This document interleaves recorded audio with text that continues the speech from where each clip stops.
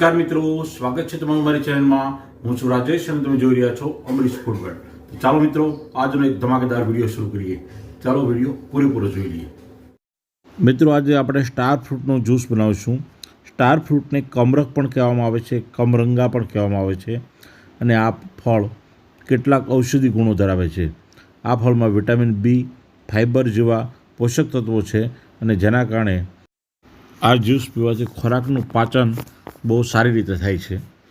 હૃદયરોગથી પણ બચાવે છે અને આ ફળની પત્તીનો જ્યુસ અલ્સર પણ મટાડી દે છે. મિત્રો, વજન ઘટાડવામાં પણ ખૂબ જ ફાયદાકારક છે અને આપણે આજે એના ટુકડા કરીને મિક્સર જારમાં એનું જ્યુસ બનાવવાના છીએ. અને આ ફળના સેવનથી અને મિત્રો આને તમે આમને પણ ખાઈ શકો છો, એનું સલાડ બનાવીને પણ ખાઈ શકો છો. પણ જ્યુસમાં એનો ટેસ્ટ બહુ સારો આવે છે. થોડું એ ખાટું પણ લાગે છે, થોડું તુરું પણ લાગે છે. અને જો આ કમરક પાકા હોય તો એ સ્વીટ ટેસ્ટ પર પણ હોય છે.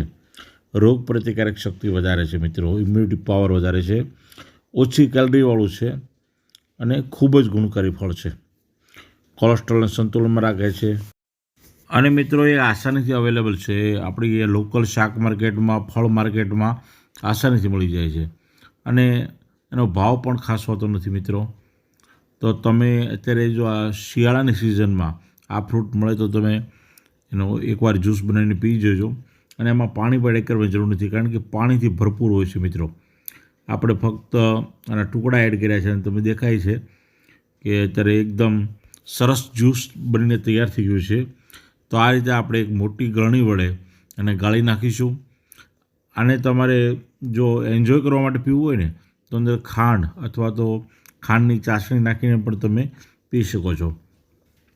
પરંતુ તમારે એના ફાયદા લેવા છે તો પછી અંદર એડ કરો લીંબુનો જ્યુસ, સાથે થોડું સંચળ પાવડર, સાથે થોડો ચાટ મસાલો અને એમાં એડ કરો બ્લેક પેપર પાવડર એટલે કે કાળા મરીનો ભૂકો. આના કારણે ખૂબ જ ટેસ્ટી ફ્લેવર થઈ જશે અને આનો સ્વાદ તો પાઇનેપલ અથવા તો મોસંબીના સ્વાદ જેવો લાગશે.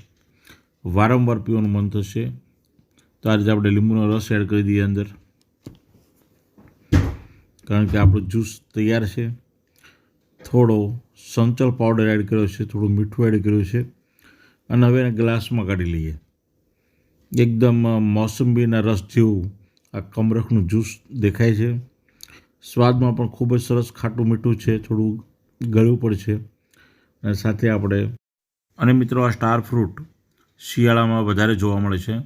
તો આપણે અત્યારે શિયાળામાં જો આ જ્યુસ બનાવીને પીતા હોઈએ તો આઈસ ક્યુબ નાખવાની બિલકુલ જરૂર નથી, કારણ કે આ મસ્ત વાતાવરણ પણ ઠંડુ છે.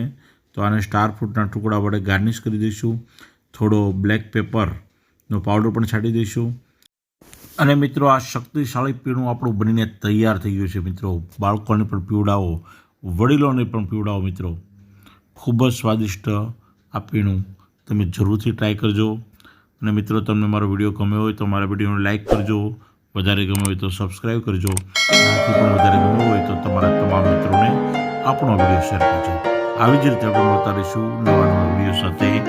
જય હિન્દ, જય જય ગરવી ગુજરાત.